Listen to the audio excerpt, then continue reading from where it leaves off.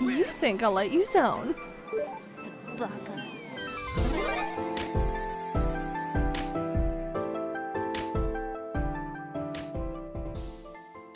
Here we have a cool, I don't know if you'd call it a indie game, but I will for the sake of this review. En Garde, made by Fireplace Games and released on August 16th, 2023 for Steam at the time of this review, is a third-person dueling action game about a swashbuckling swordsman playing the hero and pirates or royalty out to be the villain or make a quick buck by stealing from the poor. Can En Garde leave a legend behind about being great for an indie game, or will it be left to rot in prison for being horrible? Let's sharpen our swords and find out.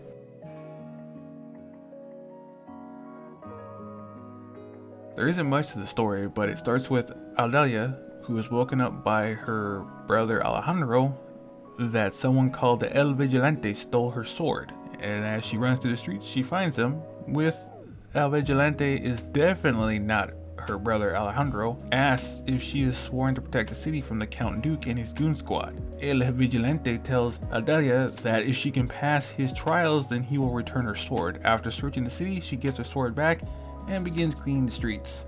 After causing mayhem to the Count Duke's minions, Aldelia comes face to face with El Vigilante and she beats the brakes off her not brother. Then later, she was arrested by the Count Duke for no good reason, and a third time apparently this week, and is sent to prison, but that won't stop her as she breaks out and stages an escape.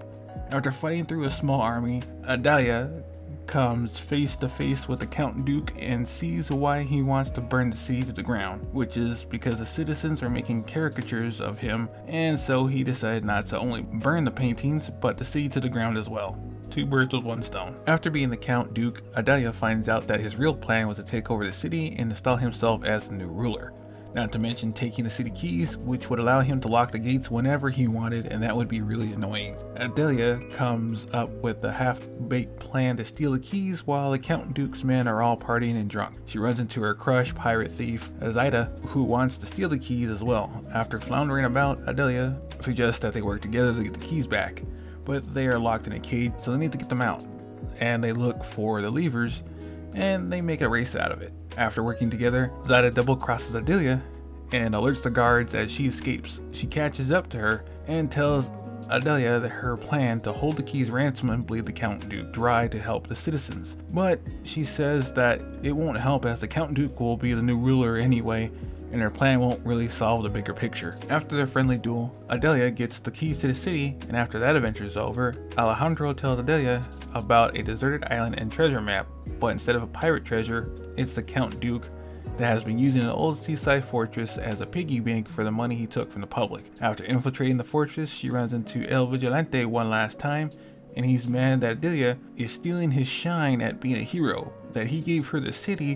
Why can't he have this? After beating some sense into Alejandro, Aldelia butters him up by telling him to find a ship for them to use once she finishes her business on the island. He falls for it and she continues deeper into the fortress.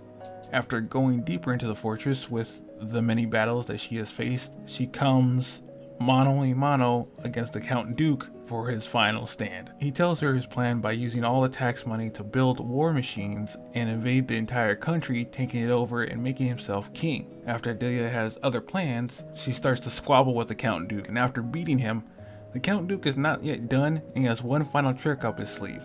But a well-timed cannon shot takes him out. After that, Aldelia and Zaida get ready to sail into the sunset after saving the city yet again, but not before one last friendly sparring match.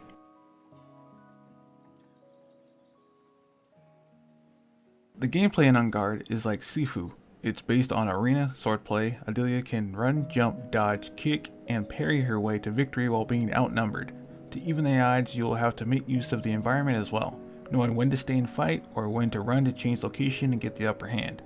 To defeat enemies, you have to deplete their stamina bar before dealing a blow. Aldelia can parry most normal attacks, but there is a perfect parry which, done correctly in succession, will also stun them for massive damage. Aldelia can also dodge.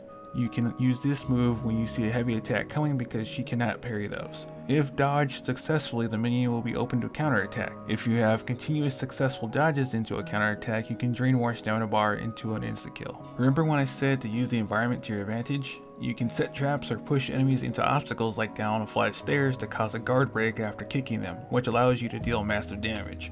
You can also throw things like pictures to interrupt them for a kick into something, or kick some barrels into a group of them to even the odds. If you are having a tough time with an area, look around and see what can help you during a part in a fight to make it easier for yourself. With all the successful dodging and parrying, Adelia can build meter that can deal out some special moves, like a thrust that can deal massive damage to a meter, or an area sweep that can give you some breathing room when you are surrounded, or a strong kick that can knock back an opponent. Some of the harder enemies like the captain and the duelist require a little bit more work though. As for the captain, you can't damage them until the armor is broken. To do that, you need to use the environment to knock them down a flight of stairs by kicking things into them, and when the armor is broken, then you can go in for the assault. The duelist is unique in the sense that they force you to parry for damage, and by that I mean if you don't parry their attacks when prompted, they will just instant heal, so they extend the fight.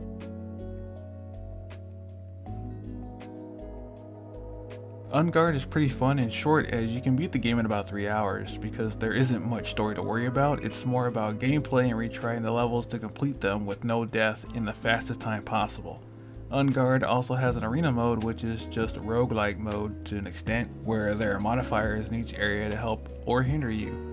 There are 5 difficulty levels to complete to have some extra fun. Currently En Garde is Steam only, but it's $20 and it goes on sale almost regularly, so if you're looking for some light, quick, action-packed sword play, then give it a try. I give En Garde a 9 out of 10 for the short, silly story and the tight, fun sword gameplay mechanics that would be a great addition to anyone's game collection. That should be it for this review. In all honesty, this was a replacement review because my main external hard drive bricked, scrapping about 4 reviews in total I was working on, but this turned out fine, I guess. See you guys in the next video. Stay gold.